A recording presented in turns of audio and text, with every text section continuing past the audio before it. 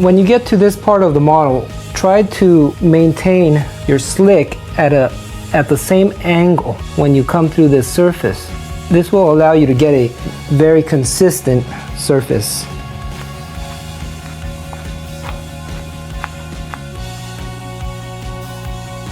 We are trying to let the slick do the cutting. You don't really need to apply a lot of pressure on here.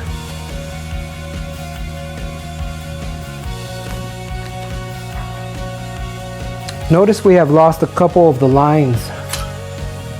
Now's the time to lightly put them back. You don't want to gouge the clay so much.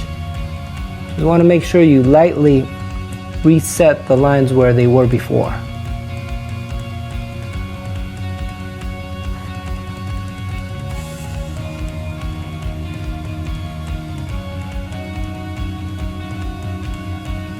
As you're neffing your lines, if you don't like your line, you can go ahead and just push the clay, rub it down a little bit, and remark it. So we have our hood side surface here and our glass surface now nice and clean. The next step would be, as we did with the top surface, go ahead and make a boundary which also protects that surface. Now notice I'm not going up with the glass. I'm actually gonna carry this through to the back fillet area in this direction. This gives me an intersection for the top surface of our shoulder body side. Now I'm gonna fill a little bit over the tape line, the bottom of the tape. The bottom of the tape line is my actual intersection, which with my slick, I will come back to. Notice I'm not going all the way to the top. It will be just the bottom intersection.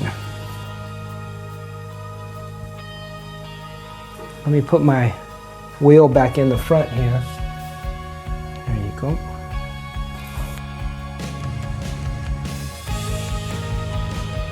What I'm trying to do is hold a curvature of my slick the same, but my angle actually changes as I come through. It's a little bit more difficult, but I'm sure you'll get it just fine.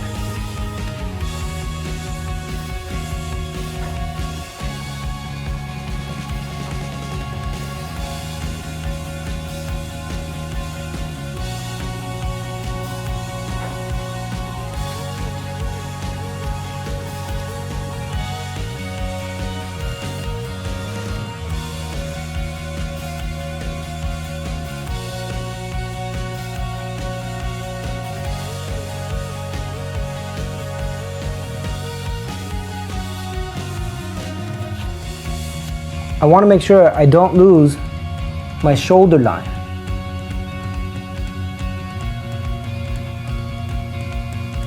And for that, we need to work both of them together. A little bit here and a little bit on the top surface. For the reason being that if you just work the top surface, you will have to rework the side surface according.